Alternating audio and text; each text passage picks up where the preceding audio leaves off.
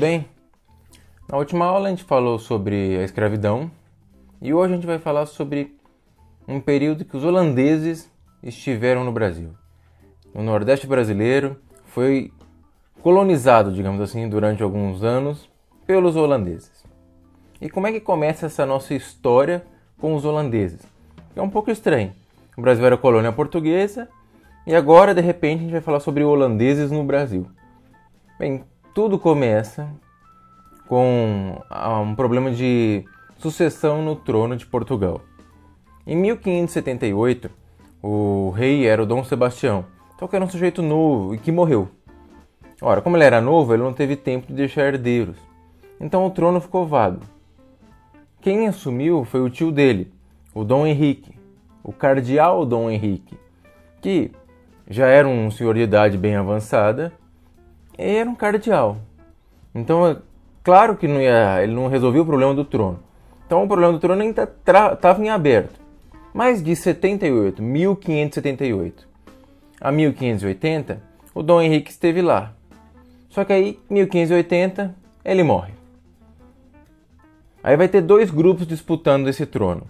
Um de pessoas que eram próximas ao cardeal, que contava com o apoio de várias regiões de Portugal, e um outro que defendia o quê? Que a coroa de Portugal se unisse à coroa da Espanha, sob o comando do Filipe II, porque o Filipe II, que era o rei da Espanha, era o sobrinho do Dom Henrique. Então veja a confusão. Dom Henrique, que foi tio do Dom Sebastião, que ficou no governo por 2 anos, morreu, só que o sobrinho dele, o Filipe II, era da Espanha. E aí surgiu a ideia de, puxa, até que seria interessante juntar as duas, não é? E é o que vai acontecer. Em 1580, Filipe II invade Portugal e toma o trono, que é o que a gente chama de União Ibérica.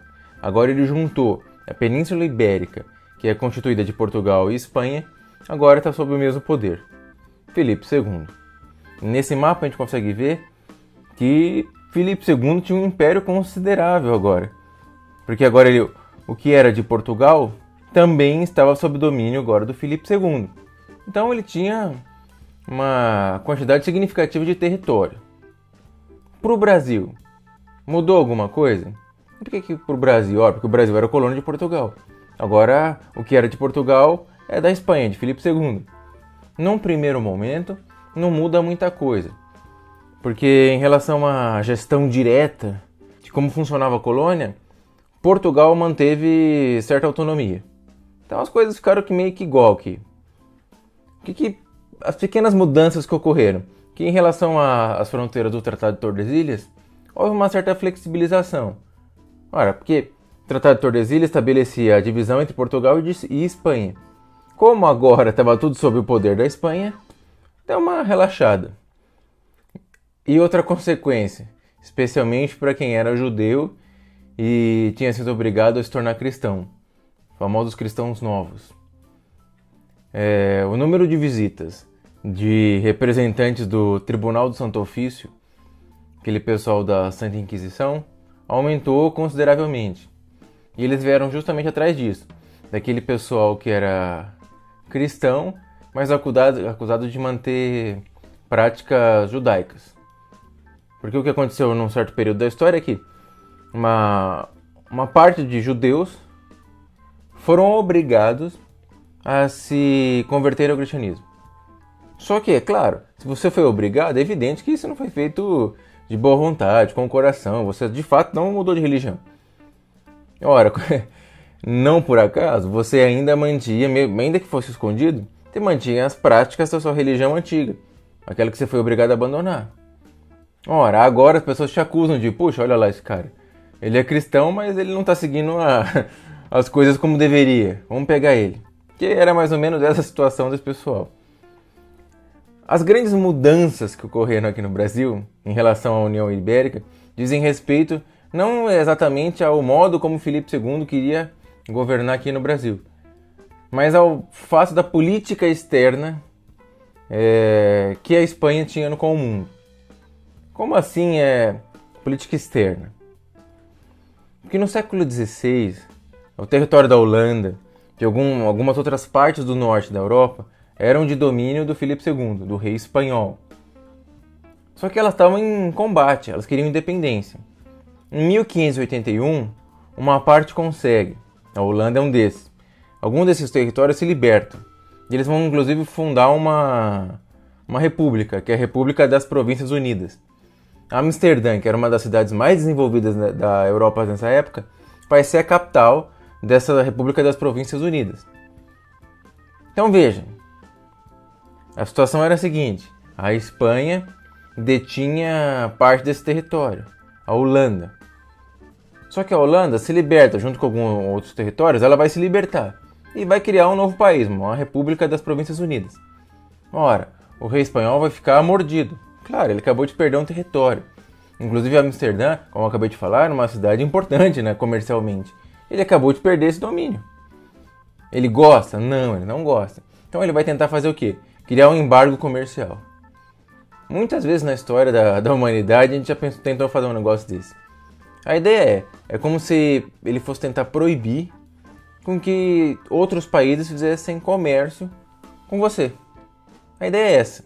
Então ele vai proibir produtores e comerciantes das colônias que estavam sob o domínio do Filipe II de ir fazer comércio com a Holanda. Aí, puxa, se você pensar um pouquinho, por que isso afeta esse bloqueio econômico que ele tentou infringir a Holanda, afeta o Brasil? Porque os holandeses, a gente já mencionou isso, os holandeses, eles participavam ativamente do negócio açucareiro aqui no Brasil. Eles controlavam a operação de transporte, o refino, a distribuição comercial do açúcar no mundo era feito pelos holandeses. Talvez na relação aqui açucareira no Brasil, talvez a Holanda ficasse inclusive com a parte mais vantajosa nesse processo. Portugal ficasse com a parte mais trabalhosa e a Holanda até saísse melhor nesse negócio todo. Então veja, eles participavam, eles tinham muito a ganhar aqui. E também tinham muito a perder cortando relações com o Brasil. A Holanda gostou? Evidentemente não, ela não gostou. Ela vai reagir. Como? De algumas maneiras. Por exemplo, ela vai pilhar a costa africana, que era dominada pelos portugueses. Que, claro, atacando Portugal agora, ele ataca o Filipe II também. Então aqueles pedaços de território na África que estavam sob domínio português, eles vão pilhar. E eles vão pilhar também Salvador, aqui no Brasil, na Bahia. Além disso, no que diz respeito à questão comercial, eles vão criar a Companhia das Índias Orientais, que era uma empresa privada para fazer o quê? Ter o monopólio do comércio com o Oriente. E essa empresa ela vai ser muito bem sucedida. Vai trazer muito dinheiro para a Holanda. A ponto de, em 1621, eles criarem a Companhia das Índias Ocidentais. E o que a Companhia das Índias Ocidentais tinha como atribuição? É basicamente um monopólio do comércio com regiões da África e da América. Então veja, a Holanda ela acabou de criar uma empresa que foi atribuída a ela o monopólio, quer dizer que só ela pode participar do comércio nas regiões da África Atlântica e da América. Ora, a América é claro que inclui o Brasil. Ora, mas como é que pode? Se o Filipe II cortou relações do Brasil com a Holanda, como é que a Companhia das Índias Ocidentais vai poder ter o monopólio desse comércio com a América? Como isso é possível? Veja, é uma ideia interessante. Quando a Holanda cria essa companhia, além da atividade comercial, que é um principal atributo dessa companhia, ele vai permitir que essa Companhia das Índias Ocidentais organize tropas e estabeleça colônias. Então, essa empresa, além de ter um monopólio do comércio, ela vai poder organizar tropas e criar colônias por aí. E é claro que o principal objetivo da Companhia das Índias Ocidentais era o Brasil. Eles precisavam pegar o Brasil, estabelecer alguma colônia aqui. Eles vão tentar? Vão, 2 vezes. Veja, aliás, essa aula chama Holandeses no Brasil, Evidentemente, em algum momento eles conseguiram, né? Só pensar um pouquinho. Mas a primeira tentativa foi na Bahia, em 1624. Eles vão chegar na Bahia. Eles vão até conseguir ocupar Salvador. Eles vão entrar, de fato, no território. Só que eles vão enfrentar forças luso-brasileiras, espanholas e até guerreiros indígenas. Todo mundo junto contra os holandeses. Então, foi mais ou menos um ano de lutas e os holandeses são expulsos. Então, nessa primeira tentativa, os holandeses não vieram com uma tropa tão robusta. Eles chegaram a ocupar Salvador, só que foi com resistência. Ele não aguentou. Teve que ir embora. Ele desistiu? Não. Porque ele não desiste nunca. 6 anos depois, em 1630, ele vai de novo, tentar mais uma vez. E veja, por que eles miravam essas cidades do Nordeste? Ora, porque lá tinha a estrutura adequada para a produção de açúcar. Eram lugares que já davam certo o açúcar. Então eles queriam tomar esse pedaço. Em 1630, dessa vez ele vem com uma esquadra grande, poderosa, 56 navios. Ele veio realmente preparado para tomar o território. Ele é bem sucedido? De novo, ele entra no território brasileiro. Ele enfrenta a resistência? Sim, enfrenta a resistência. Só que dessa vez, como ele veio preparado, ele veio com uma esquadra grande, ele obriga a resistência luso-brasileira a ir para o interior do estado. Então, rapidamente, quando ele entra aqui em Pernambuco, ele é bem sucedido. Claro, ele vai ter por volta de uns 5 anos, ele ainda vai ter que ficar tendo brigas no interior do Pernambuco, enfrentando resistência. Sim, demora um pouquinho? Demora um pouquinho. Mas, ainda que ele enfrente resistências no interior, a verdade é que ele já tomou boa parte de Pernambuco. Ele foi bem sucedido nisso. E esses 5 anos aí de luta, eles terminam quando um sujeito chamado Calabar, que era um sujeito que vivia no Brasil, conhecia a região, ele colabora com os holandeses. Ele conhecia a região, então ele falou, o cara tá ali, o cara tá aqui, as tropas estão ali, esse movimento por aqui. Com essa ajuda, os holandeses finalmente derrotam qualquer resistência. Agora, Pernambuco é dos holandeses. Uma parte do Brasil agora está sendo colonizado pelos holandeses. Ora, mas imagina, 5 anos de briga é bastante tempo, não é? É um tempo considerável. Você veja aqui nesse mapinha que um pedaço grande do Brasil até foi da Holanda. Então veja, é um pedaço grande, mais 5 anos ainda com disputas e essa coisa toda, gera alguma confusão? Sim, gera confusão. Administrativamente, aquele negócio do açúcar, do senhor de engenho, estava bagunçado. Até o controle sobre escravos nesse período aí de conflitos fica meio frouxo, para sorte dos escravos. Quer dizer o quê? Que o controle sobre eles ficou menor. Então teve muitas fugas de escravos nesse momento. O Quilombo de Palmares, por exemplo, tem um grande aumento nessa época. Então eles conseguem fugir bastante. Então a situação ali que a Holanda chega ali, porque ali comercialmente vai ser bom, quando eles chegam, quando acaba as brigas de vez, tá bagunçado. Não tá sendo produtivo. Então a Holanda vai organizar o negócio. A Companhia das Índias Ocidentais vai organizar o pedaço. Como? Eles vão chamar um sujeito para ser governador geral desse Brasil holandês, que vai ser o Maurício de Nassau. Ele vai chegar em 1637 para ser governador aqui desse pedaço do Brasil que agora é holandês e vai ficar até 1644. E o Nassau? O que ele fez de bom? Como é que a administração do Nassau foi marcada? Veja, primeiro ponto que chama atenção no período do Nassau no poder aqui no Brasil. Reativação econômica. Que, claro, era uma dos principais objetivos ao colocarem o governador-geral Maurício de Nassau aqui no Brasil. Como é que ele fez isso? Através da Companhia das Índias Ocidentais, ele conseguiu fornecer crédito para os senhores de engenho. Fornecendo dinheiro. Emprestou dinheiro. Assim, esse pessoal teria agora como reorganizar, como comprar mais escravos, como reerguer os engenhos que eles tinham, para voltar a funcionar a economia açucareira.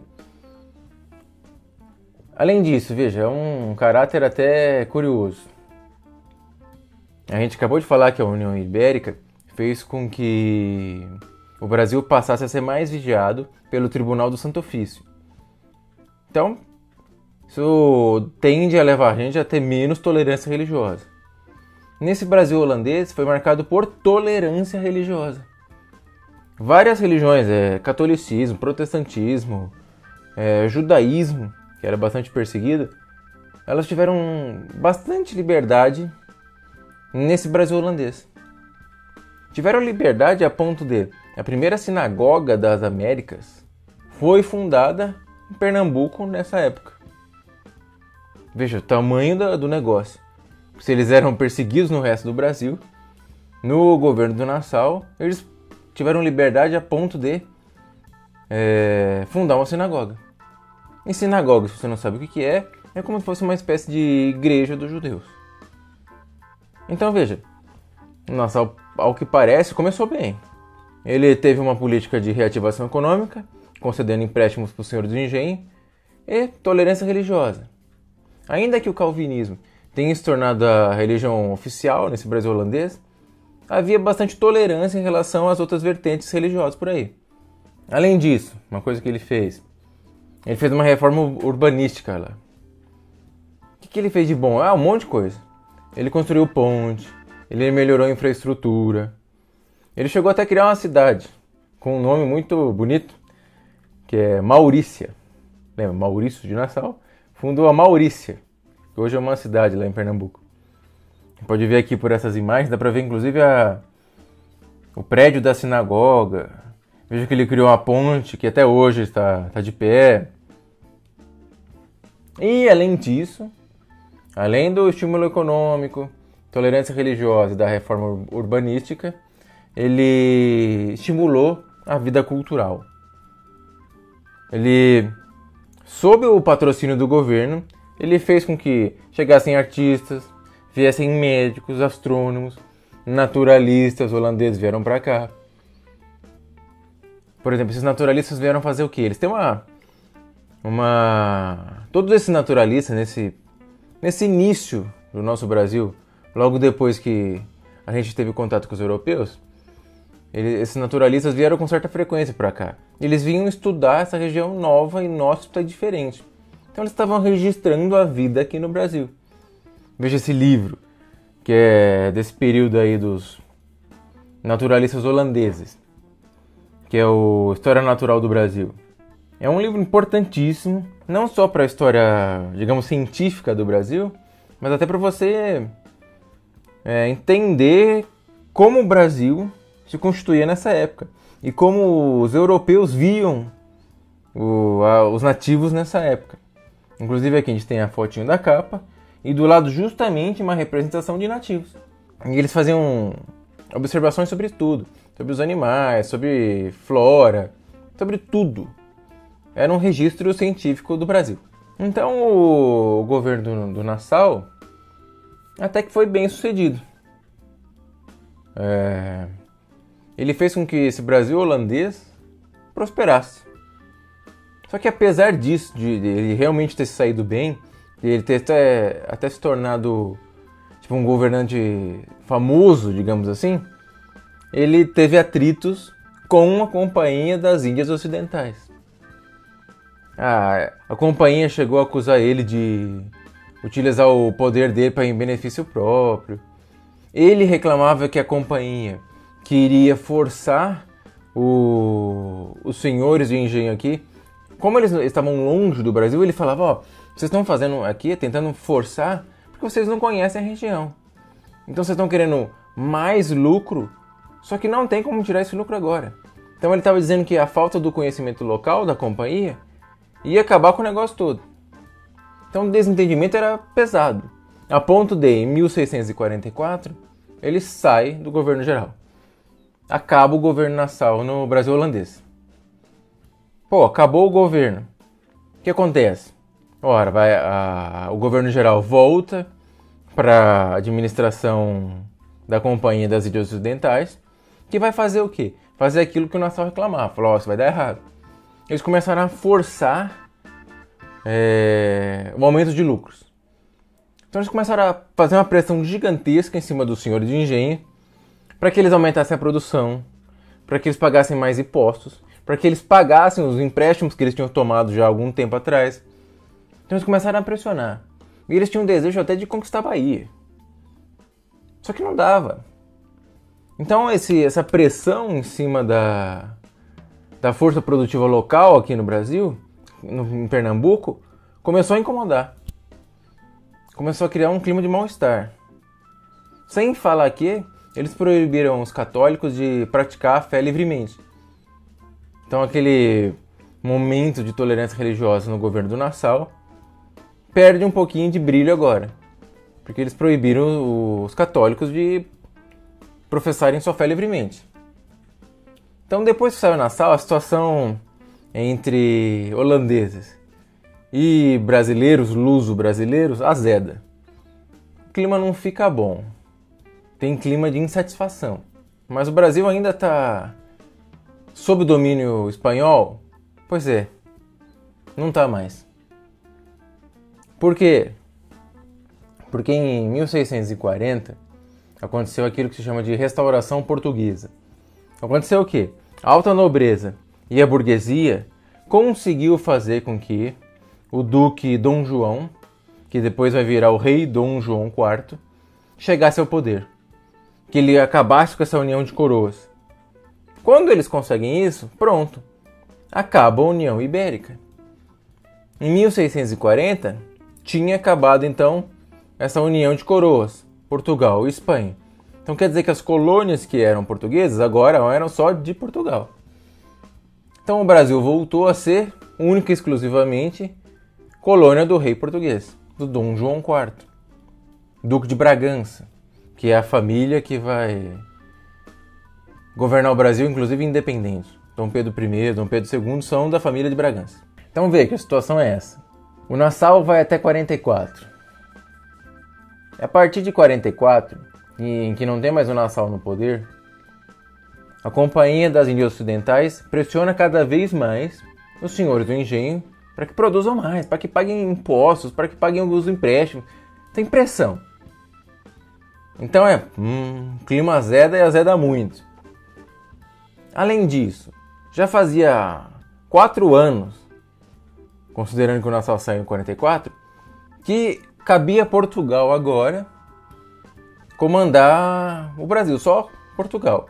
Só Portugal agora comandava o Brasil. Desde 1640, Portugal está tentando fazer um acordo com a Holanda. Está tentando fazer com que a Holanda deixe Pernambuco e devolva para Portugal. Só que, como a gente percebe, não estava sendo bem sucedido. Tanto é que durante 4 anos foi o Nassau. Só que agora, Nassau saiu, o clima está azedando. Portugal está tentando tirar os holandeses daqui, ainda que não esteja conseguindo nesse primeiro momento. Ora, então o que acontece? Uma revolta. Aquilo que a gente chama de insurreição pernambucana, que vai de 1645, veja, um aninho só depois que o Nassau saiu, e vai até 1654. E é simples de entender. Os senhores de engenho estavam extremamente pressionados para obter mais lucro para os holandeses. O Portugal já estava tentando há alguns anos tirar os holandeses daqui. Ainda na via da negociação, só que estava dando errado. Pronto, em 1645 esse pessoal perde a cabeça e começa uma revolta, uma guerra, para tirar os holandeses daqui.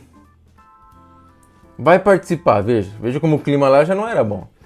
Senhores de engenho, indígenas e africanos. Todo mundo se juntou para tentar tirar os holandeses.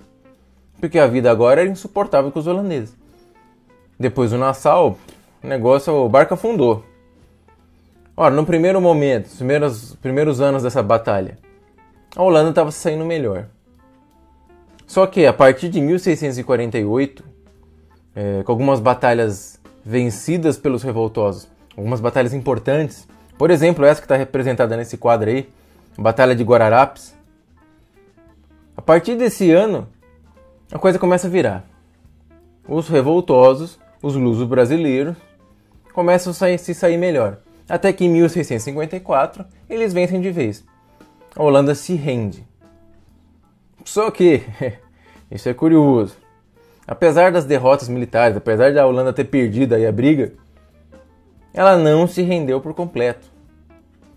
Ela só saiu do Brasil de verdade quando ela finalmente fez um acordo com Portugal. Então, finalmente, Portugal e Holanda entram em acordo. E o acordo não é lá tão bom assim para Portugal. Foi um acordo que conseguiram firmar em 1669. E, basicamente, Portugal ia pagar uma indenização de 63 toneladas de ouro à Holanda. Pois é estranho. Porque o Brasil é colônia portuguesa, a Holanda invade essa colônia portuguesa, fica aqui alguns anos e quando vai embora ela recebe uma indenização. Mas foi assim que eles conseguiram se arranjar. Então, foi o que eles fizeram. Fazer o quê? Com a expulsão dos holandeses do Brasil. O que aconteceu aqui? Quais foram as consequências? Para Portugal, teve uma forte concorrência do açúcar. Especialmente por causa do açúcar das Antilhas. Por quê? Porque depois que a Holanda saiu daqui, e ela foi seguida por franceses e ingleses, ela foi para as Antilhas. E ela tinha aprendido a produzir cana-de-açúcar aqui no Brasil, em Pernambuco. Então ela aprendeu aqui, foi para as Antilhas, começou a produzir ela mesma, e agora tinha concorrência no mercado internacional de açúcar. E o preço caiu. Você vai ver que a queda do preço do açúcar vai ter consequências daqui a pouquinho no Brasil. Além disso, acho que Portugal se deu mal. Além de ter pago uma indenização grande para a Holanda, ainda a Holanda aprendeu a plantar açúcar e foi concorrer com eles. Além disso, outra coisa que aconteceu. Quebra do monopólio português no comércio transatlântico de escravos. Quer dizer o quê? Quer dizer que na parte transatlântica, Portugal mandava, era ela que vendia escravo para lá e para cá. Só que nessa brincadeira de a Holanda pega alguns territórios portugueses, ela pegou um território de São Jorge da Mina, lá na África, em que Portugal, mesmo que tenha reavido uma boa parte dos territórios, não pegou esse de volta. Então acabou que nesse único pedacinho que ainda continuou sob domínio holandês na África, serviu de porta de entrada para que eles agora entrassem no negócio de escravos. Então, de novo, aquilo que era monopólio português, agora tem concorrência holandesa. Veja que Portugal não se saiu bem. Ora, o resultado de toda essa briga aí com a Holanda foi que o Atlântico Sul, o Brasil, vai se tornar a principal fonte de renda agora do Império Português. Praticamente todas essas lutas, essas guerras de reconquista de territórios, foi feita com recursos extraídos aqui, do Brasil. Então agora o Brasil era de longe a cereja do bolo do Império Português. Portugal já tinha percebido isso agora. E uma outra consequência da expulsão dos holandeses é que agora a influência inglesa sobre Portugal era muito maior. Porque como estava tendo uma rivalidade entre Inglaterra e Holanda, Portugal se aliou à Inglaterra. Falou, eu preciso de ajuda diplomática, eu preciso que vocês me deem apoio. A Inglaterra deu apoio. Claro, a Inglaterra é um amor. Só que ela deu apoio colocando a Portugal debaixo de seus braços, né? Agora Portugal ia se submeter à Inglaterra. E a Inglaterra é uma grande potência. Para você ter uma ideia disso, você olha como foi o início do século XX, a Inglaterra chegou a ter 23% do mundo sob sua influência. Então a Inglaterra era muito forte. Para você entender isso, a Inglaterra agora fazia vários acordos comerciais com Portugal. Um dos mais famosos, que é o Tratado dos Panos e Vinhos, de 1703, estabeleceu a seguinte troca comercial, que eu não sei se era assim tão vantajosa para Portugal. Portugal ia comprar todos os tecidos de algodão, ou seja, produto industrializado, que fez com que a manufatura portuguesa minguasse. E a Inglaterra comprava os vinhos portugueses. Veja, os produtos industrializados ingleses acabaram aqui até fazendo com que a indústria portuguesa minguasse, porque eles entravam com muito mais força. E os vinhos que eram vendidos para a Inglaterra só ajudava mesmo quem era produtor de vinho nessa época. Se você produzisse vinho, você saía muito bem. Para Portugal, talvez essa relação comercial não tenha sido assim tão produtiva. E para finalizar a aula, ufa, graças a Deus, não é? Eu falei agora há pouco que a queda do açúcar, que é consequência lá da concorrência com as Antilhas, como a Holanda agora, vai fazer o preço do açúcar cair. Isso vai gerar um pequeno conflito. Em 1710, vai ocorrer a Guerra dos Mascates. Qual foi o problema aqui? Com a queda do preço do açúcar, o senhor do engenho, que era luso brasileiro, o senhor de engenho de Olinda, ele começou a ter prejuízo financeiro, não é?